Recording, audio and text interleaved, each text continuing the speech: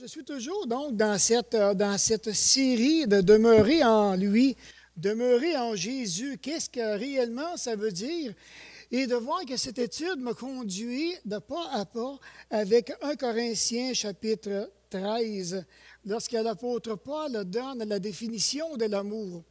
Moi, je n'oublierai jamais la première fois que, jeune chrétien, j'entends cette définition-là de l'amour, que l'amour, quand même, comme on voit ici, l'amour est patient, l'amour est plein de bonté, l'amour n'est point envieux, l'amour ne se vante point, il ne s'enfle point d'orgueil, il ne fait rien de malhonnête, il ne cherche point son intérêt, il ne s'irrite point, il ne soupçonne point le mal, il ne se réjouit point de l'injustice, mais il se réjouit de la vérité, il excuse tout, il croit tout, il supporte tout, il espère tout.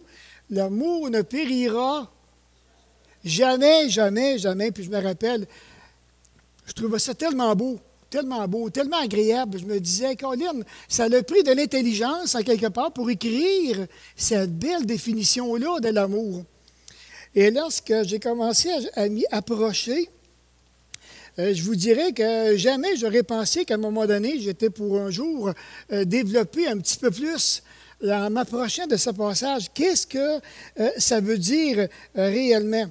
Et de voir maintenant comment est-ce que les différents sujets de l'amour qui sont écrits dedans, comment est-ce que ça, c'est vraiment interpellant. C'est vraiment, vraiment interpellant. C'est des belles vérités spirituelles et en même temps, mais qui devraient toucher le caractère, sachant que l'amour ne périt jamais, jamais, jamais. Et là, bien entendu, tantôt, je vais vous montrer pourquoi l'apôtre Paul a écrit 1 Corinthiens 13 et quel était vraiment son but derrière tout ça lorsque l'Église de Corinthe a commencé vraiment à naître.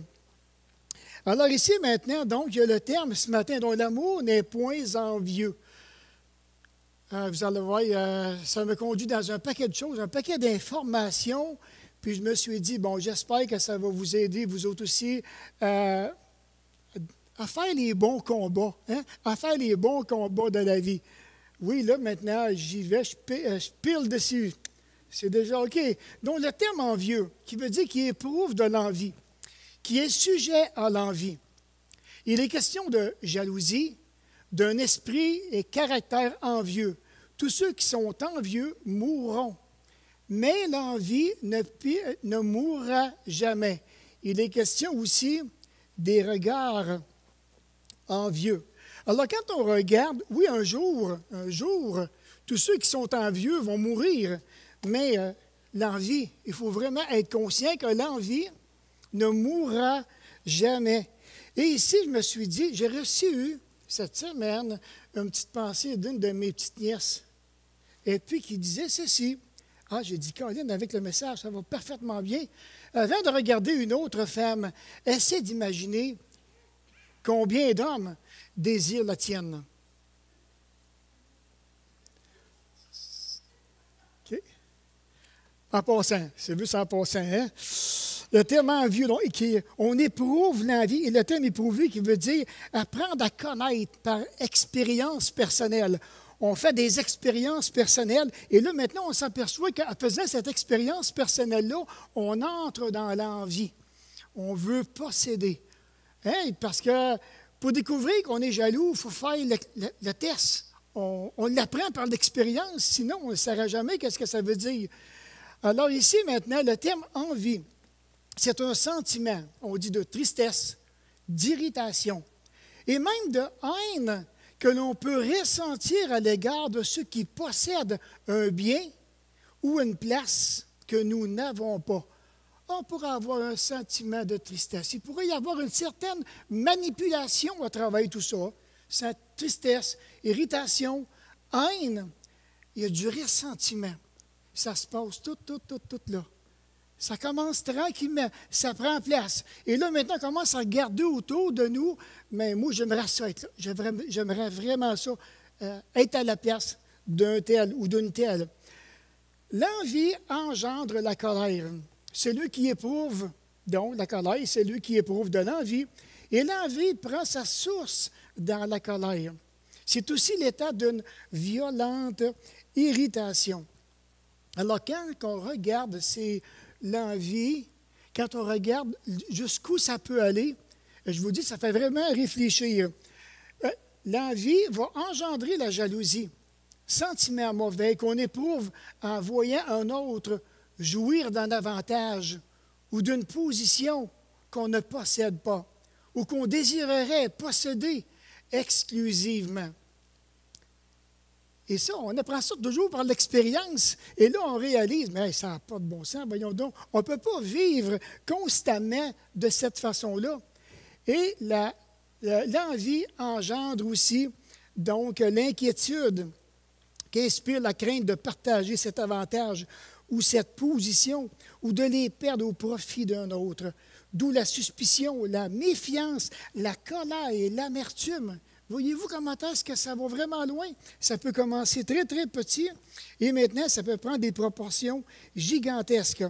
Alors maintenant, quand le cœur est rempli de soupçons, ça va vraiment, vraiment pas bien. Pourquoi? Parce que là, maintenant, la confiance est touchée. Et quand la confiance est touchée, quand la méfiance gagne le cœur, là, maintenant, on est rempli plein de doutes. Alors, un chrétien qui avance dans le doute, mon ami, il n'avance pas, c'est bien simple. Et Jacques, il dit lui-même de ne pas avoir de doute dans le cœur quand il parle à propos de la sagesse, mais de la demander vraiment avec confiance. Alors maintenant, quand la confiance est partie, quand le doute s'installe, comme il dit maintenant, c'est l'amertume qui va prendre place dans le cœur. L'amertume va garder notre cœur même dans la rancœur. Et de voir maintenant, pour la raison ici que l'envie est très, très liée à la déception. Ou bien maintenant, ça va commencer par une injustice. Petite injustice à notre égard. Et là, maintenant, on laisse cette injustice-là entrer dans notre cœur et on va suivre maintenant tout ce qui s'ensuit. L'envie, la colère, l'amertume, un paquet de choses qui vont venir auxquelles maintenant, ça va vraiment nous briser. L'amour n'est point envieux. Peut-être qu'un jour, peut-être qu'on dit en soi-même, mais je n'ai pas ce problème-là d'être envieux. Mais vous savez, l'envie, ça touche toutes les classes. Autant les jeunes comme les vieux. Et ça, maintenant, on n'est pas à l'abri, mais sauf que c'est intéressant de voir qu'on a bien mieux d'être rempli d'amour que d'être rempli d'envie. Donc peut-être que cette semaine, qu'il y en a qui vont être éprouvés, vraiment éprouvés au niveau de la jalousie, au niveau de l'envie, et de voir maintenant que le danger, c'est que ça pourrait séduire même notre propre cœur. Ça pourrait nous séduire. On n'est pas à l'abri de ça. Il faut vraiment, vraiment être vigilant. Et de voir maintenant, ça pourrait nous amener dans des dépenses inutiles ou dans des actions qui sont vraiment et réellement contraires à la parole de Dieu. Il n'y a personne qui est à l'abri. Le bon remède, c'est de demeurer en lui. Demeurer en lui, c'est la plus belle preuve de démonstration d'amour. Cet amour qui n'est point envieux, dont toi seul est responsable de démontrer envers le Père et le Fils. C'est tout un cheminement auquel on est appelé, chacun de nous, à avancer et de voir que maintenant, que si mon cœur s'expose devant l'envie de quelque chose, maintenant, j'ai vraiment à m'examiner. Et si je demeure en Jésus, si je demeure dans sa parole, je serai beaucoup plus sensible lorsque le Saint-Esprit voudra me donner une direction. Alors ici, maintenant, comme tantôt que je vous disais, pourquoi que l'apôtre Paul a écrit 1 Corinthiens 13, quand j'ai vu ces références-là, je me suis dit, l'ensemble de l'Église de Corinthe, du temps de Paul, était composé de beaucoup de querelleurs. Je fais juste d'imaginer ça, là. Une Église là, qui a beaucoup de querelles, il y a de la jalousie, il y a des animosités, il faut que je finisse le mot, voyons, des rivalités, des médisances, des calomnies, des troubles. Il y a des impatients, impatientes, il y a des mécontents, des inconvenants, des indifférents aux sentiments et aux intérêts des autres, des suspicieux, des rancuniers et des gens qui sont prompts à critiquer. Voilà l'Église de Corinthe. Ça me devrait pas. Et je vous dis, un pasteur qui se ramasse là-dedans ça, il ne s'ennuie pas. Il ne s'ennuie pas. Puis par où commencer? Je vous le dis, c'est de l'ouvrage. C'est vraiment, vraiment de l'ouvrage. Savez-vous pourquoi? Parce que je me rappelle, lorsque j'étais aux études, on avait lu un livre qui disait de se souvenir que le seul outil que Dieu nous donne en tant que berger, c'est les âmes des personnes auxquelles on devra rendre compte. Et ça, c'est lourd. Je vous le dis, ça, c'est lourd. Et là, maintenant, donc, commencer à rencontrer des gens et de pouvoir maintenant, je vous dirais, à quelque part, avec la parole, les amener à l'amour de la parole. Et de voir que Paul, ici, maintenant, devant une telle attitude, devant une telle assemblée, il est en train maintenant il est en train de dire, je vais exposer vos attitudes charnelles à la vérité de l'amour. C'est bien correct, c'est bien correct. Donc, il est question ici de chrétiens qui n'ont aucune maturité spirituelle, aucune maturité émotionnelle et aucune maturité psychologique. Ça ne va pas du tout, du tout, du tout. Ça, moi, quand je vois ça, quand je vois ce résultat-là, puis vous savez quoi? Dans ma vie chrétienne, j'ai vu, je ne comprenais pas, parce qu'il était trop jeune dans la foi. Mais j'ai vu des déchirements d'Église, sûrement que vous-même, que vous en avez déjà vu, puis on se demande, mais qu'est-ce qui se passe? Alors, quand j'ai fait l'étude, ça m'a aidé à aller vraiment loin dans la pensée et de comprendre encore de plus en plus l'importance. On dit que l'amour et l'envie s'excluent mutuellement. C'est-à-dire que maintenant, là où il y a l'envie, l'amour n'y est pas. Puis là où il y a l'amour, l'envie n'y est pas. C'est intéressant de voir que Shakespeare, je ne sais pas si je le prononce bien, mais c'est pas grave. Il a appelé la jalousie la maladie verte. La maladie verte. Alors, je me suis dit, il faut vraiment qu'elle soit en bonne santé, je ne sais pas quoi, là, mais anyway, la maladie verte. Un autre dit, la jalousie est aussi appelée l'ennemi de l'horreur. Et Jésus, maintenant, pour sa part, dans Matthieu 20, le verset 15, lorsqu'il dit, est-ce que tu vois d'un mauvais œil, que je suis bon? Est-ce que tu vois ça de même, de mauvais œil? Donc, le terme envie, il est utilisé dans ce passage avec le verbe grec, le mot zélo, avoir un désir profond. Le nom correspond à zèle, zélos. Donc, zélo et zélos ici, tous deux sont deux utilisés dans un bon sens et un mauvais sens. Alors maintenant, c'est pour ça que c'est le contexte qui va vraiment déterminer alors le bon et le mauvais sens. Je vous dirais que premièrement, dans un bon sens, il est utilisé avec la signification d'un zèle ardeur.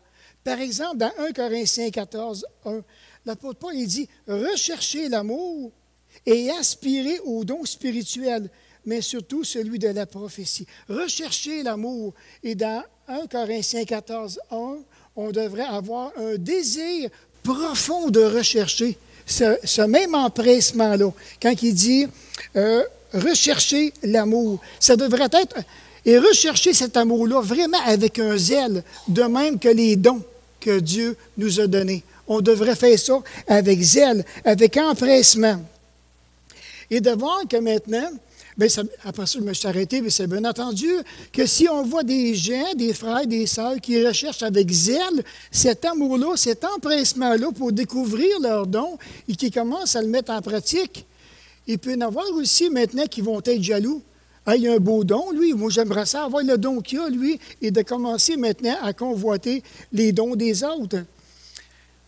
Et deuxièmement, on dit que dans le sens zélos, qui signifie envie, jalousie, et c'est ce que nous retrouvons dans Jacques 3, le verset 14 à 16, qui établit clairement le résultat de la source de la jalousie. Et tantôt, je vais revenir avec Jacques chapitre 3, le verset 14 et 14 à 16. Donc, chez le chrétien, la conduite charnelle, elle est vraiment, vraiment caractérisée par un manque de maturité spirituelle. Et ça, maintenant, en tant qu'Église locale, c'est ce que nous devons développer, que nous devons aller chercher, la maturité spirituelle. Et de voir maintenant, j'entends souvent un terme que j'ai entendu même l'année passée, encore dernièrement à la télévision. Je dis, voyons, on dirait quasiment que c'est rendu universel. Je ne sais pas lequel qui a parti ce terme-là, mais quand on entend parler de l'ADN, hein, il y en a qui ont l'ADN de la pêche. Ah, j'ai dit, peut-être, je l'ai tout bien, ça, l'ADN de la pêche. Je peux comprendre, là. J'ai entendu même l'ADN de la mécanique cette semaine. J'ai dit, Caroline, c'est rendu partout, l'ADN. L'ADN est répandu à travers le monde. Mais vous savez quoi? Je me rends compte que la conduite spirituelle fait partie de l'ADN spirituel. Puis la conduite charnelle fait partie de l'ADN charnel. Alors, deux choses, je dois aller vers un ou bien vers l'autre. Alors, je m'en vais vers l'ADN spirituel, comme qu'il m'est demandé dans la parole, ou bien maintenant, je reste, c'est mon autre point qui vient, je reste un bébé spirituel.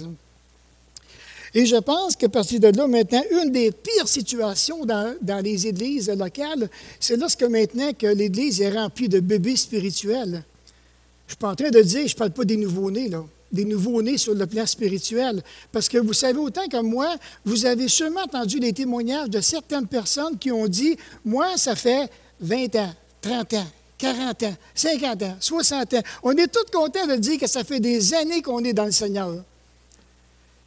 Mais il y en a qui ça fait 20 ans, 30 ans, 40 ans, 60 ans qui ont 1 an. C'est dans ce sens-là. Ils n'ont pas grandi dans la maturité spirituelle. Ils n'ont pas grandi dans la maturité aussi émotionnelle, la maturité psychologique. Ils n'ont pas grandi dans tout ça. Ils sont demeurés des bébés.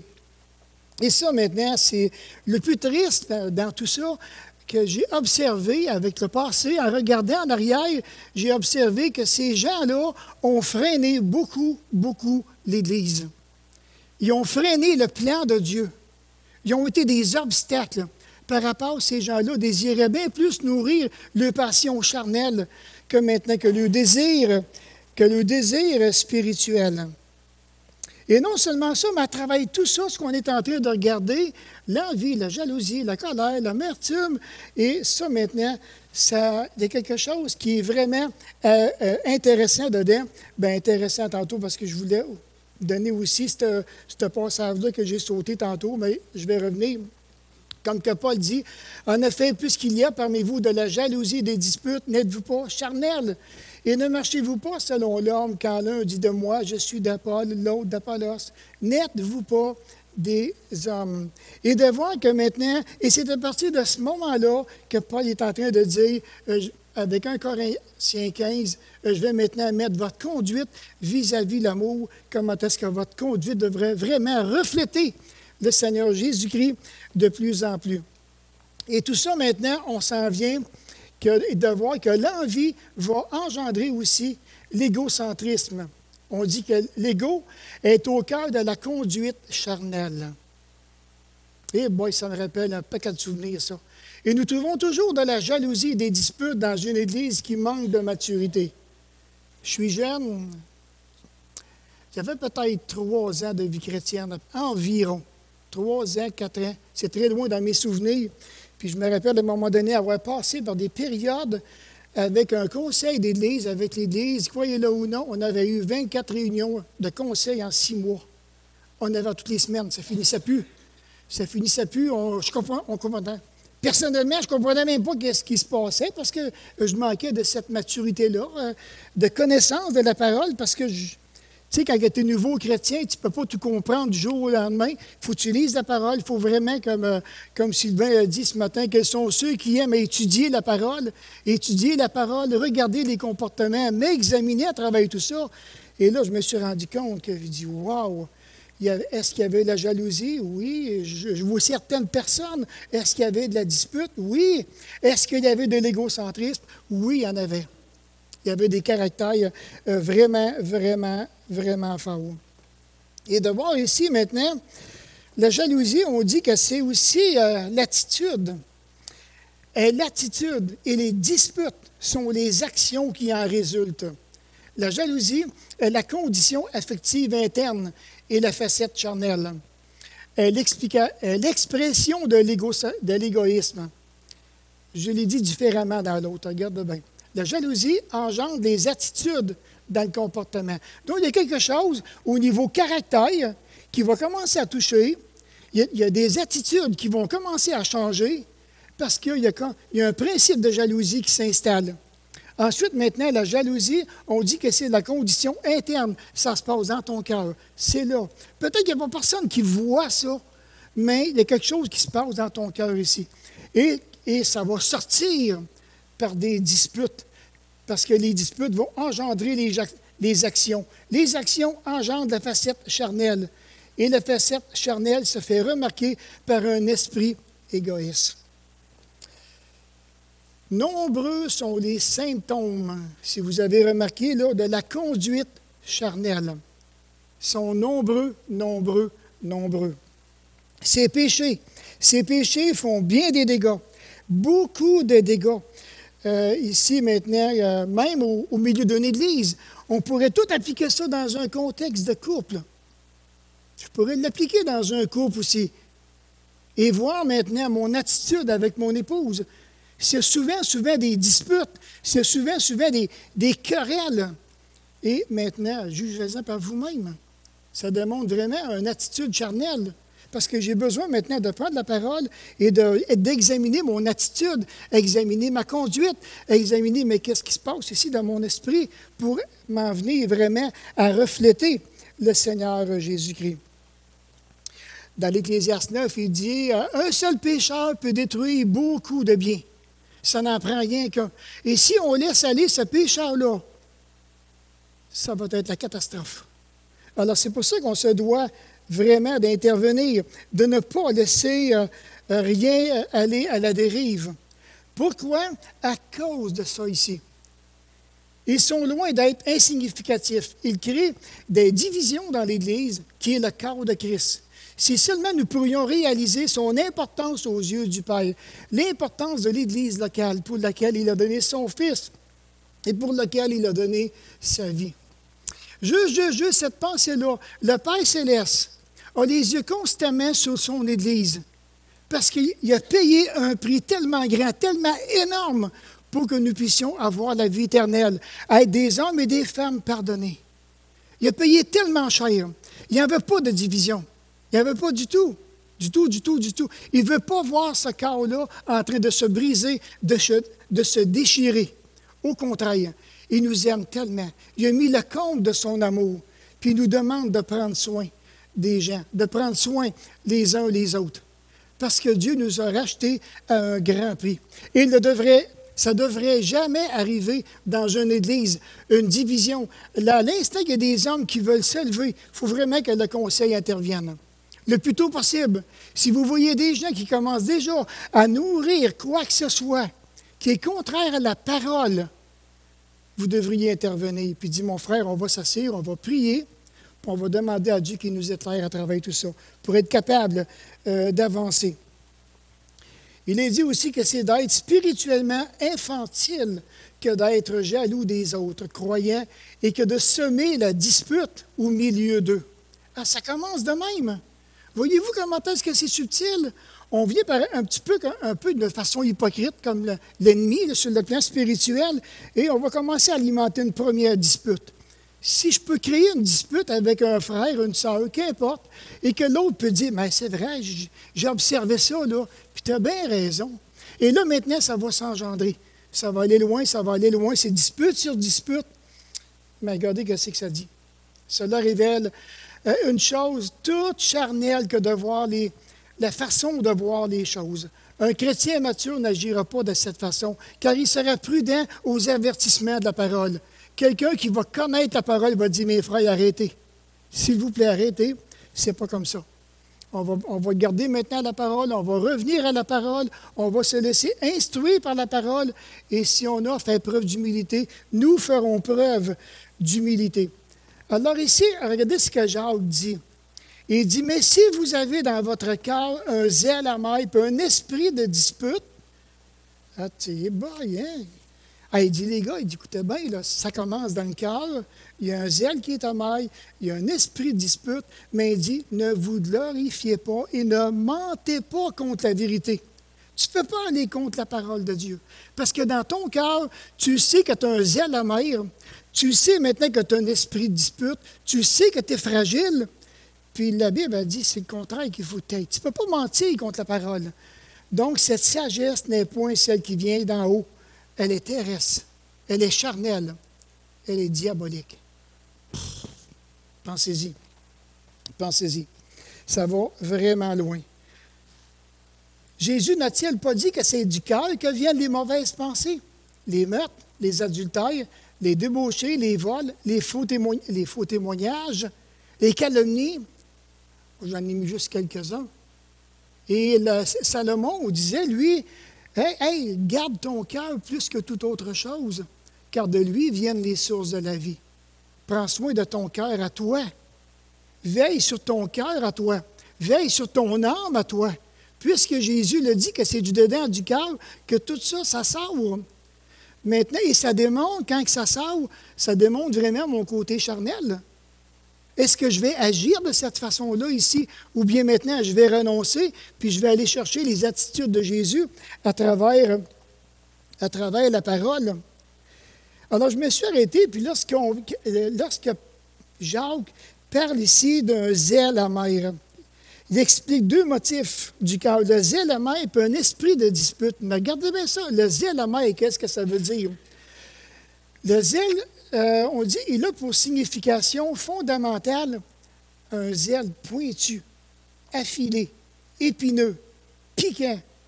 Il donne une très bonne illustration pour bien comprendre. La source fait-elle jaillir par la même ouverture l'eau douce et l'eau amère? Mais combien de fois que ça nous est arrivé de rencontrer des gens qui sont pointus? Ils vont vous dire des choses, là, et la parole vous pointe directement au cœur. Ah non, ce qu'il me dit, là, je ne le prends pas pantoute. Je ne le prends pas, ça me déchire. Ah non, non, là, je suis vraiment en colère, là. Il ne faudrait pas qu'il se présenterait devant moi, là. C'est épineux, c'est piquant, c'est mordant. Bien, Jacques, qui dit ça, c'est un esprit avec un zèle amer. Watch out. Surveille-toi. Et qui un jour n'a pas fait face à des gens comme ça? Ça pourrait être dans une couple. Regardez, il ne faut pas aller bien loin. Peut-être qu'un jour que votre conjoint, votre conjointe vous a dit des choses pointues, affilées, épineux, piquants, mordants. Je te dis que si je ne me retiendrai pas, là. Hein? Et de voir ici, maintenant, il utilise cette expression pour décrire, et j'aurais dû l'écrire plus clair, là, la pire sorte de zèle.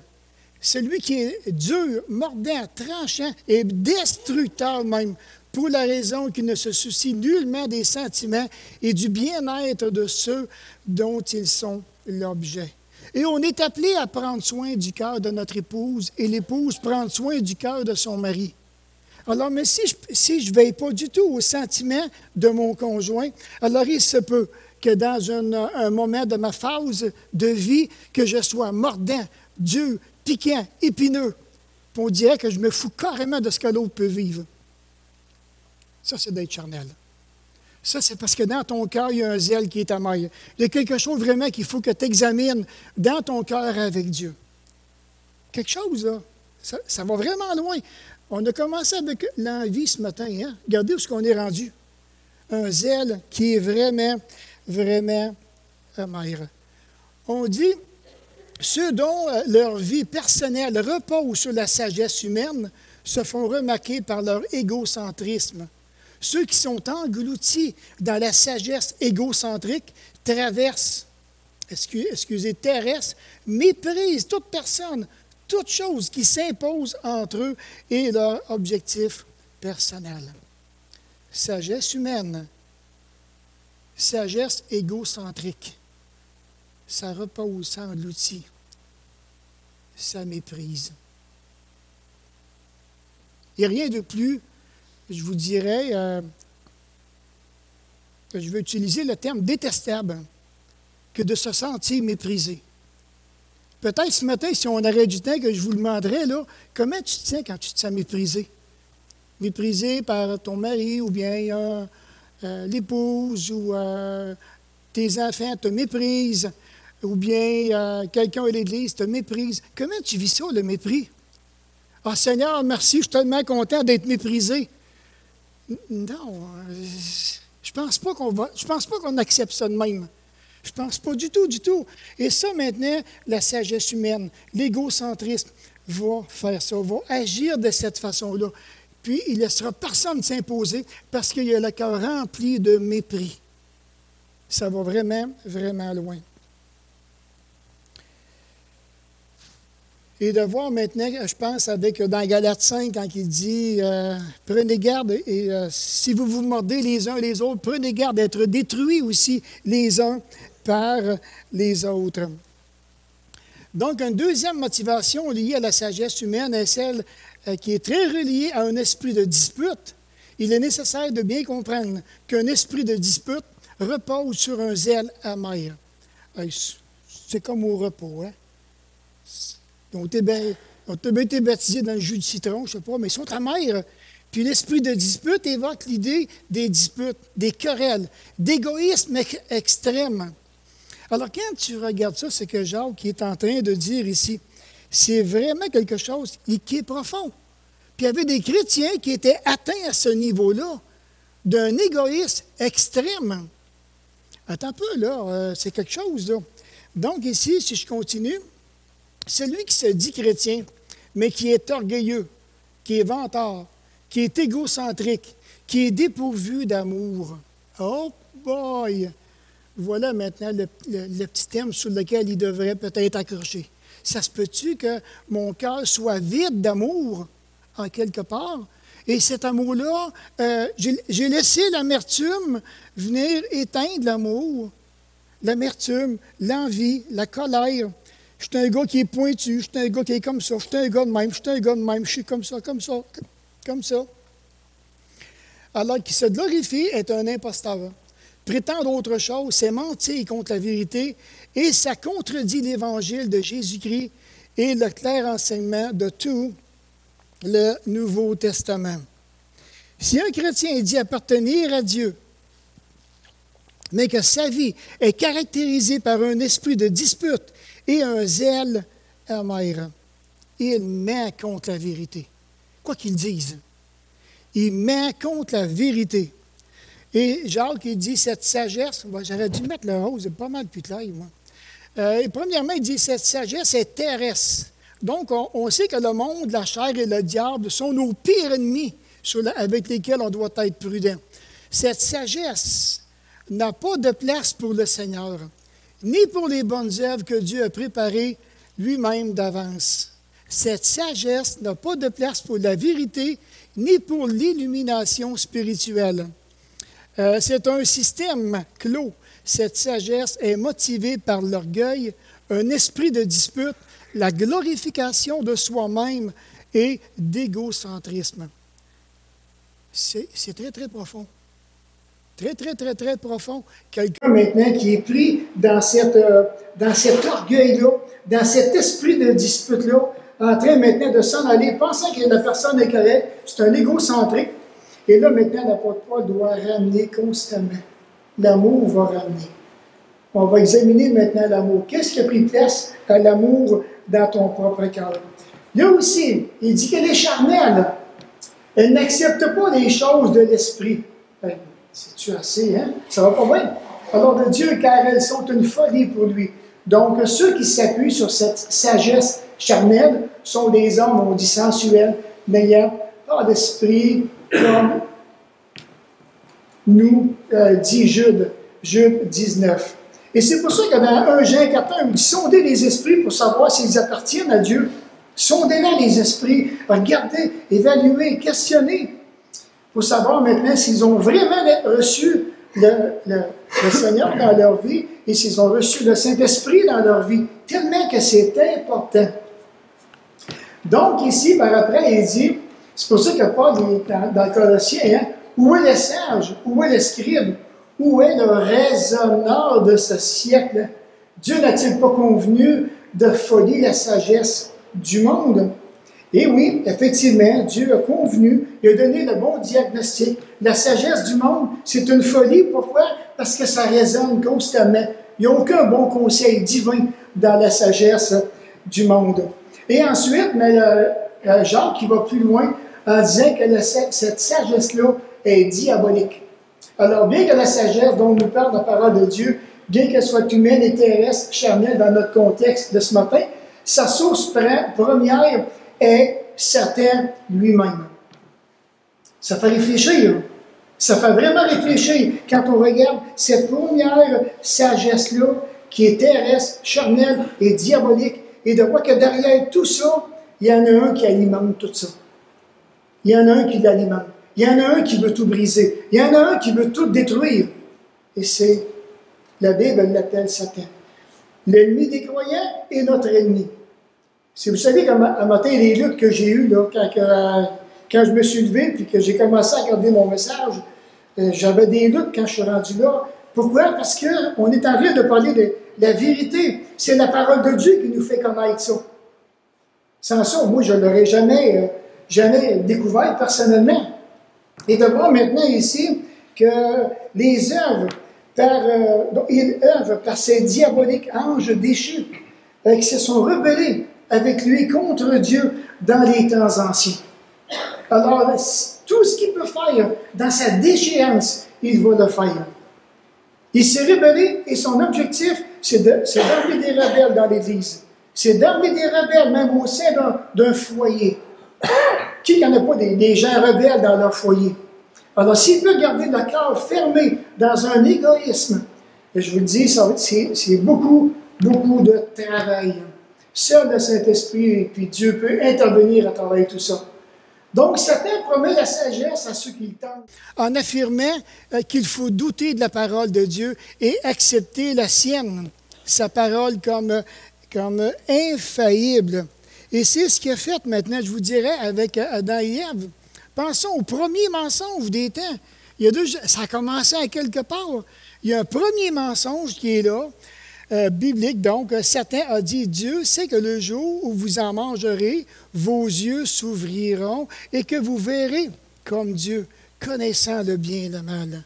Et tu sais pas une belle opportunité que je te donne? Ben oui, écoute-moi, ça vaut la peine. Ça vaut la peine, je te le dis. Ah non, non, non, ben regarde, tes yeux vont s'ouvrir parce que là, tu ne vois rien, tu es aveugle. Accepte ce que je te dis. Occupe-toi pas de la parole de Dieu. Écoute-moi à la place. Tu vas voir comment tu vas être béni.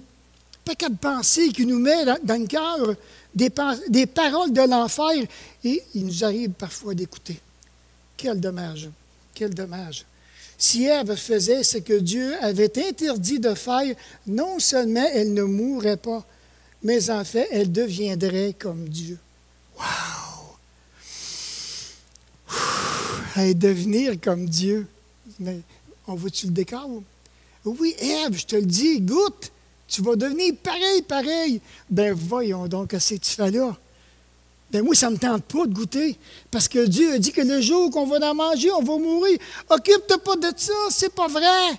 C'est du mensonge. Goûte. On connaît tous l'histoire, hein?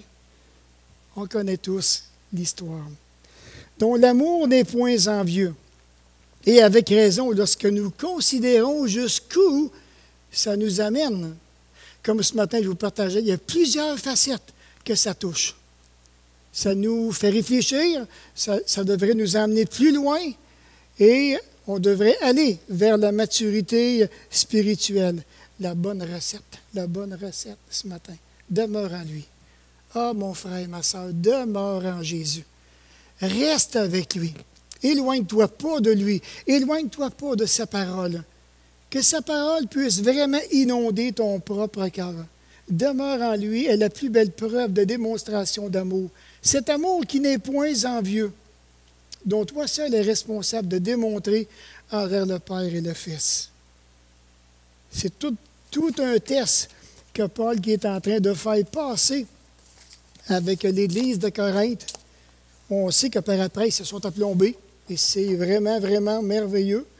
Et peut-être que nous aussi, cette semaine, on sera peut-être face à différentes choses qui vont nous arriver au niveau de l'envie, au niveau de jalousie. On n'a aucune idée.